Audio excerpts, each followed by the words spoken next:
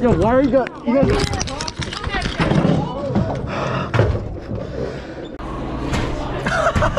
Dude, come on, bro. Blocking me from a public building? Bro, come on. It's a public building. You guys are cute. Get the fuck out. Don't touch my stuff. It's cool. Stop pushing me. Stop pushing me. Stop pushing me. I don't think that it's about Gaza. I don't think that these people care about Gaza.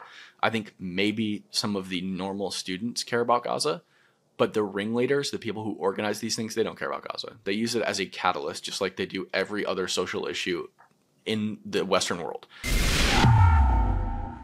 Following the October 7th massacre in Israel last year, the far-left anti-Israel movement has grown at an unprecedented rate in modern history. In North America, we have witnessed numerous unlawful and criminal acts committed by radical activists across the world. Jewish individuals have been assaulted simply because of their religion. Jewish-owned businesses have been vandalized or boycotted. Critical infrastructure such as railways, banks, and roads have been blocked by protesters. Anti-Semitic rhetoric is spewed and gleefully chanted in our streets without consequences. And there have been threats and harassment directed towards the Jewish community.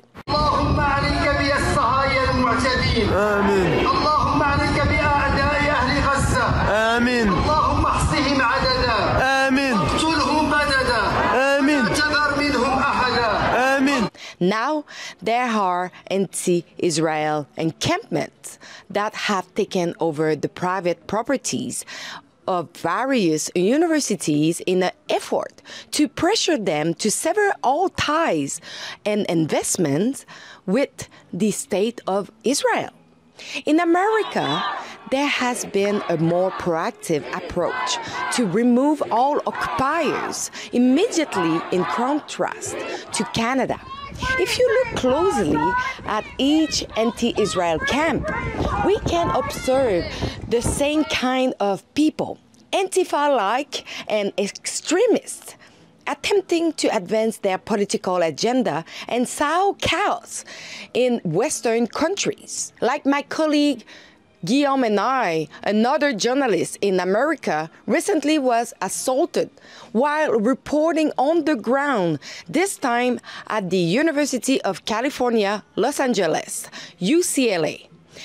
Higby, journalist for Today is America, was documenting the dismantlement of an anti-Israel encampment by law enforcement when he was violently assaulted by the far-left demonstrators, using multiple tactics, including pushing him down a flight of stairs to stop his reporting and recording of their peaceful protest. Today, I have invited him to discuss what he witnessed and uncovered on the campus since the beginning. Since these protests across the country in America have sprung up, these encampment-style pro-Palestine protests, I've been going to them. I have been documenting what's going on at them. I've even been going undercover, sort of documenting the types of things they have inside the camps, what they talk about inside the camps, how they behave, the symbolism. It started off with UCLA. That was the first encampment that I went undercover at. I found lots of communist symbolism, hammer and sickle. It was the second most common symbol on the inside of the encampment. They also had Intifada written everywhere, which is, in the context of the Israel-Palestine conflict, is hearkening to a spree of terrorist attacks that happened in the 80s and then again in the early 2000s, where thousands of Israeli Jews were killed in shopping malls, markets, bays, places where you would find civilians and usually not any military. So that was spray painted everywhere. Then there was the communist symbolism. They read communist literature at their assemblies. They had communist literature out on tables at the UCLA encampment, mostly African authors, And then I went undercover at UC Berkeley as well. Again, same deal. We found lots of communist literature, literature about revolution, how to successfully have a violent revolution in your country. And they at Berkeley, I found something new. At this encampment, they had something called zines. They're like pamphlets. They print them out. They might have had them at UCLA too, but I didn't look that closely at their literature table because it was my first time doing undercover work. I was, a little jittery. I didn't want to get caught. But this time, I really went in at Berkeley and I found the zines. There was one that said Operation Al-Aqsa Flood was an act of decolonization. Operation Al-Aqsa Flood is what Hamas calls the October 7th terrorist attack on Israel. They call it Operation Al-Aqsa Flood. They actually printed off an entire pamphlet on the Hamas media office's website that explains their opinion on October 7th, why they did it. They talk about the Israeli narrative, and I'll get into that more in a second, because when I was at UC Irvine undercover, I found that document printed out inside their encampment.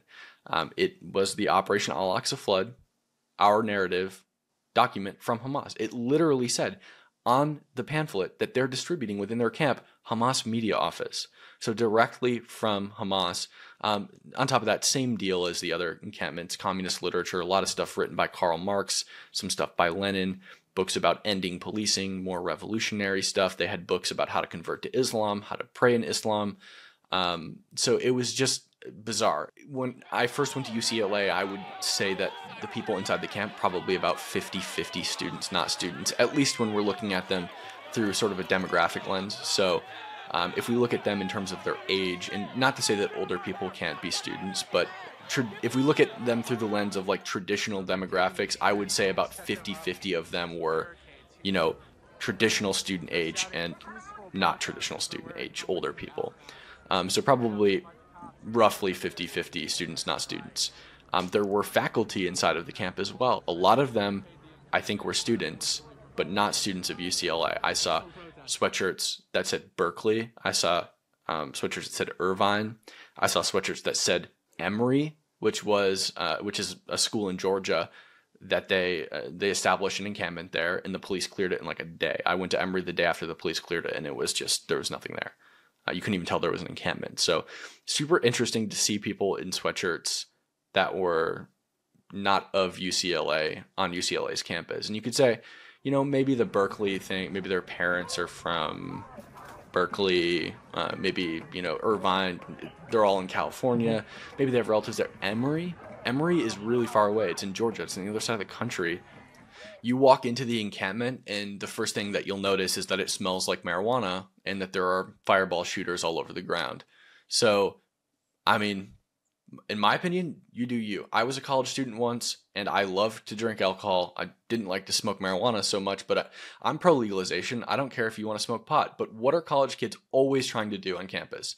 When I was in college, the number one thing everyone was trying to do is drive their car around and find a place they could smoke weed without the police smelling it. What better place to go smoke weed and drink alcohol on campus than an encampment that's fully guarded 24/7 by internal self-appointed guards on the inside, student guards, not campus security, and then campus security on the outside all around that's completely walled in. What better place to do that? You can smoke weed all you want inside that place, and you'll never get caught. You were on the ground when the police cracked down. I want to have you inside. What did you see?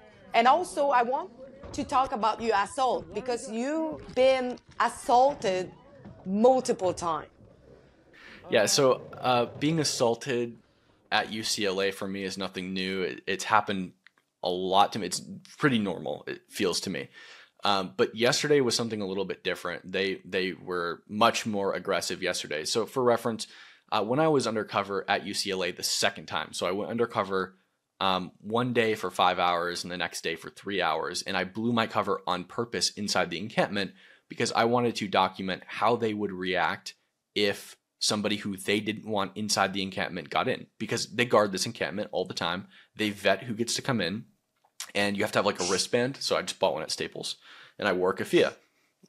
So I walk into the encampment. I have a GoPro strapped to my chest. My coat's zipped up.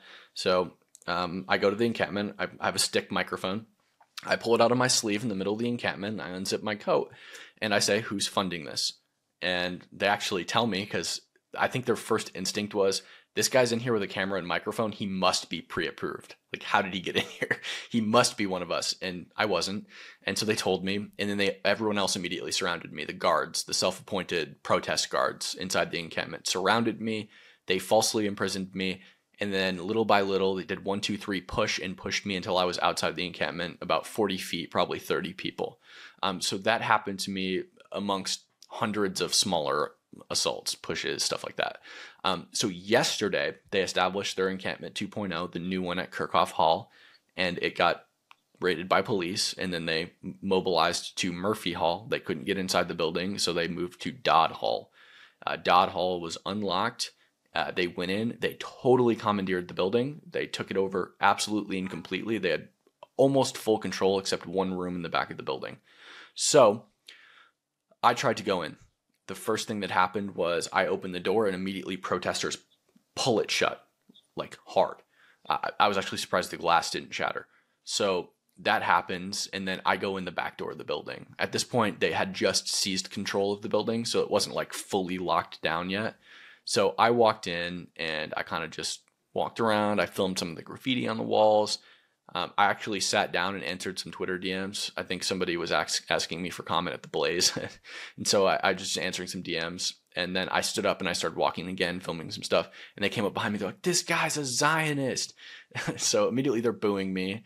And for reference to them, anyone who doesn't agree with them is a Zionist. So I'm just walking. They're booing me. They're all starting to gather a group that's following me down the hallway. And so I turn around. And as I'm walking with my camera like this, they come up and like smack my camera. And I'm like, okay, that's not great. So they kind of broke the shoe mount on the top of my microphone that's on top of my camera. And so then I kept walking. They cornered me on top of the stairs of the building.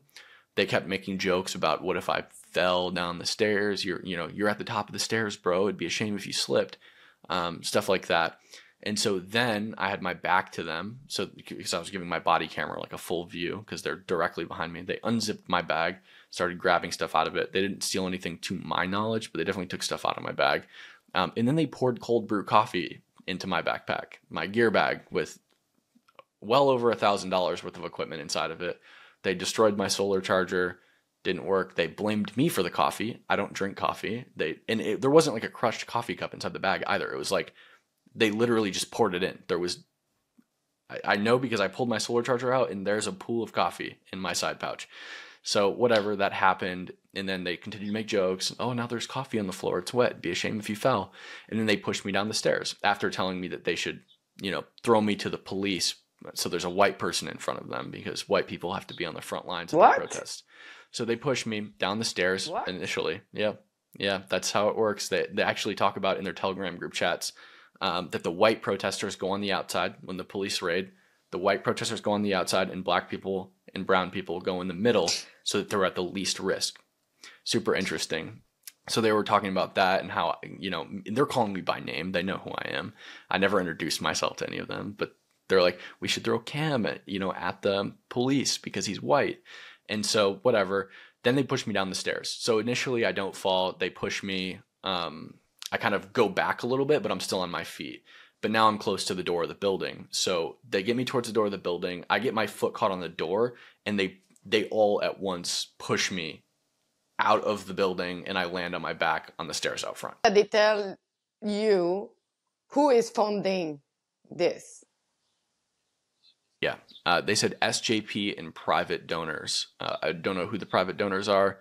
I don't know who funnels money through SJP, but I imagine that some of it probably comes from somewhere.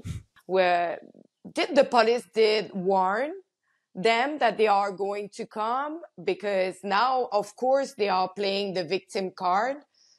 Can you tell us a little bit what happened that day, quickly, briefly? Yeah, they like to play the victim on the police thing.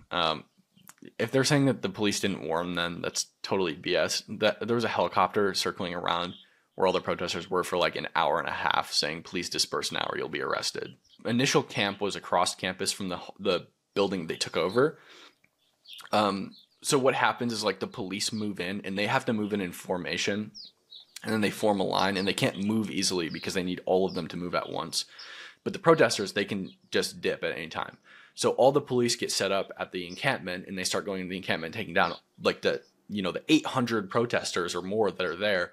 They all just walk away and they go to the building, and the police can't follow them because they have to move in formation. So the police had to like shack up there and take care of business. And they took over that building. And they didn't make any arrests when they took over the encampment, nor when they dismantled the Dodd Hall. They've been violent since day one, and the violence at these encampments is only increasing. I forgot to mention this. At Berkeley, when I went to Berkeley, a member of my crew had a gun pulled on her. A woman. She wasn't doing anything. She was just standing there. I did have a friend with me who was like waving an Israeli flag, but also that's not justification to pull a gun. But they didn't even pull a gun on him. They pulled it on the girl who was filming him. He says he's police now. Why? What's going on? There's a guy, he followed us with a gun down Telegraph. We're talking to the police right now, but he was coordinating with the camp, and he literally pulled out a firearm right behind me, like 2 feet behind me. In what world? I guess if there was any place where a gun was going to be pulled, it'd probably be in Oakland, California. But it's crazy that they do these things. They fashion weapons. I know at PSU, they had like spears in the library. They had spears at the UCLA encampment before it got taken down, the first one. They're not by any metric peaceful, but they'll stand at their protests and chant peaceful protest, but it's not. My last question, in your own opinion, what do you think is the ultimate goal? The ultimate goal of these protests? Yeah. To convert people to communism. To convert people to communism and make them hate America. I don't think that it's about Gaza. I don't think that these people care about Gaza. I think maybe some of the normal students care about Gaza, but the ringleaders, the people who organize these things, they don't care about Gaza. They use it as a catalyst, just like they do every other social issue in the Western world. You'll notice at these Gaza protests, they talk about all of these things: gay rights, black rights, disabled rights, workers. They talk about climate, anything that you could think of. Every issue that communists classically use to draw people into their cause. Imagine anything about you. There is probably something about you that they're claiming oppresses you. Women's rights, right? And they're drawing people in and saying, you're oppressed, you need to overthrow the government. The government's terrible. The government's funding a genocide. The government is oppressing black people, whatever. We need a revolution. Communism is the answer. They're always using these issues. Naomi Klein, super famous anti-capitalist. She realized that she could blame the environment's issues on capitalism. Now she's a very famous environmentalist because she just took that issue and used it as a catalyst against capitalism. Don't forget to sign our petition at deporthamas.com. If you believe that every single person who are here in Canada, who are not Canadian citizens, who are glorifying and advocating for terrorist organization as Hamas should be deported. But if you believe that, go and sign our petition at deporthamas.com right now.